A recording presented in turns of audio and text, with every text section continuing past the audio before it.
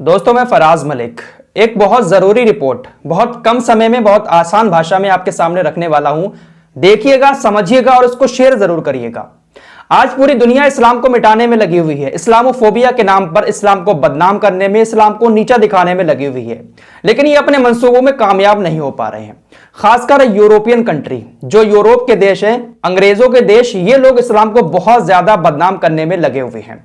आए दिन मुसलमानों को लेकर कोई ना कोई बेहुदा कानून इन देशों में बनता रहता है। जैसे फ्रांस ने बहुत सारे बेहुदा कानून बनाए, वहां की महिलाओं के पर्दे पर पाबंदी लगाई।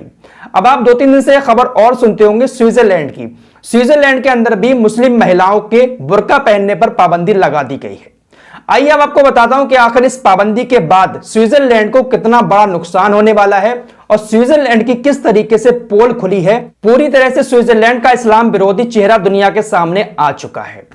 दोस्तों, स्विट्जरलैंड की कुल आबादी तकरीबन 85 लाख है, जिसमें से सिर्फ 4 या 5 लाख, एक सर्वे हुआ था 2019 में, उसके मुताबिक बता रहा हूं, अब तक शायद 5 लाख आबादी स्विट्जरलैंड की हो चुकी होगी। सिर्फ 5 लाख आबादी स्विट्जरलैंड में मुसलमानों की है। अब ऐसे में बड़ा सवाल यह उठता है कि वाकई में स्विट्जरलैंड की महिलाएं बुर्का पहनती हैं? जिस बुर्के पर स्विट्जरलैंड के अंदर पाबंदी लगाई गई है, वहां की महिलाएं बुर्का पहनती भी हैं या नहीं पहनती हैं? पहले आपको बता दें, ये पाबंदी लगाई किसने है। बहुत आसान भाषा में बताऊंगा। वहां की एक राजनीतिक पार्टी है, अभी जो सरकार में है, उसके अलावा एक और राजनीतिक पार्टी है। वो पार्टी इस्लाम विरोधी पार्टी है, इस्लाम को पसंद नहीं करती है। वो पार्टी बहुत ज्यादा नफरत करती है इस्लाम से।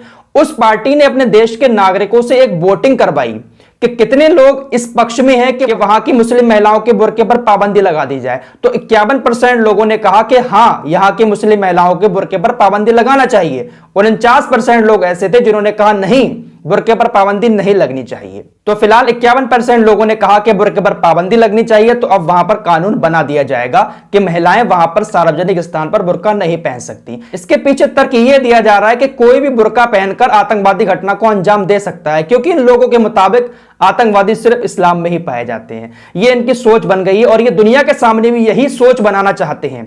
ये यूरोपियन कंट्री वाले पूरी दुनिया के सामने यही रखना चाहते हैं कि सिर्फ आतंकवाद मुसलमानों से जुड़ा हुआ है। तो फिलहाल अब आपको बताते हैं कि आखिर कितनी महिलाएं स्विट्जरलैंड के अंदर बुर्का पहनती हैं। सर्वे के मुताबिक एक भी महिला, स्विट्जरलैंड की एक भी महिला बुर्का नहीं पहनती है, जो मुस्लिम महिलाएं हैं। यूनिवर्सिटी ऑफ लूसर्न की एक रिपोर्ट के मुताबिक वहां की सिर्फ 30 महिलाएं ऐसी हैं जो नकाब पहनती हैं। नकाब और बुर्के में बहुत फर्क होता है। नकाब सिर्फ ऊपर पहना जाता है, बुर्का पूरा ऊपर से नीचे तक पहना जाता है। तो इसकी रिपोर्ट के मुताबिक सिर्फ देश में 30 महिलाएं ऐसी हैं जो नकाब पहनती हैं। वो भी वो महिलाएं हैं जो इस्लाम में कन्वर्ट हुई हैं। पहले वो दूसरे धर्म में थी, उन्होंने बाद में इस्लाम धर्म अपना लिया और वो सिर्फ नकाब पहनती हैं, 30 महिलाएं। इसके अलावा ना कोई महिला बुर्का पहनती है स्विट्जरलैंड के अंदर, ना कोई महिला नकाब पहनती है। तो आखिर इस कानून की जरूरत क्यों पड़ी? सीधा सा जवाब है, इस्लाम को नीचा दिखाने के लिए, इस्लाम को दुनिया के सामने बदनाम करने के लिए इस कानून को वहां पर बनाया जा रहा है। लेकिन यह कानून स्विट्जरलैंड को बहुत महंगा पड़ने वाला है। आपको बता दें, स्विट्जरलैंड हमेशा से एक टूरिस्ट प्लेस माना जाता है। दुनिया के तमाम देशों से बड़े बड़े रईस लोग वहां पर घूमने जाते हैं। ऐसे में मिडिल ईस्ट, जहां पर मुस्लिम कंट्री हैं, सऊदी अरब वगैरह जो गल्फ की कंट्री हैं, यहां से बहुत सारे टूरिस्ट स्विट्जरलैंड में घूमने जाते हैं और लाखों करोड़ों रुपए वहां पर खर्च करके आते हैं स्विट्जरलैंड के अंदर। और आपको पता है कि गल्फ कंट्री की महिलाएं कहीं पर भी घूमने जाती हैं तो वो बुर्का पहनकर ही जाती हैं। स्विट्जरलैंड में भी वो लोग घूमते हैं तो बुर्का पहनकर ही घूमते हैं, लेकिन जब बुर्के पर पाबंदी लगाती है तो वो लोग वहां पर क्यों जाएंगे? कैसे घूम सकते हैं वहां पर सार्वजनिक स्थान पर बुर्का पहनकर? इससे न्यूजीलैंड को बहुत बड़ा नुकसान उठाना पड़ेगा। बाकायदा सरकार भी यही कह रही थी अपने देश के नागरिकों से कि आप लोग इसके पक्ष में वोट मत डालना। जिस चीज की जरूरत ही नहीं है उस कानून को बनाने से फायदा क्या? इससे तो हमारा नुकसान होगा। हम बेवजह इस बात को तूल दे रहे हैं कि बुर्के पर पाबंदी लगाओ। बुर्के पर पाबंदी लगने से यहां पर टूरिस्ट नहीं आएंगे। जो बहुत ज्यादा टूरिस्ट मिडिल ईस्ट से आते हैं, गल्फ कंट्री से आते हैं, वो लोग यहां पर नहीं आएंगे। इससे हमारे देश को बहुत बड़ा नुकसान उठाना पड़ेगा और यही होगा आने वाले वक्त में। स्विट्जरलैंड को बहुत बड़ा नुकसान उठाना पड़ेगा अपने इस कदम से।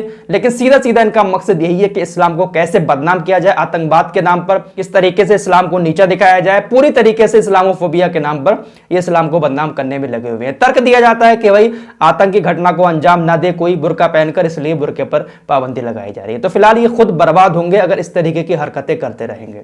तो ये खबर मैंने सोचा आप लोगों को बता दूं, क्योंकि बहुत सारे लोग सोचते होंगे कि भाई वाकई में कुछ ऐसा वैसा वहां पर कांड हो रहा है जिसकी वजह से स्विट्जरलैंड बुर्के पर पाबंदी लगा रहा है। यार, वहां की महिलाएं तो बुर्का पहनती ही नहीं है।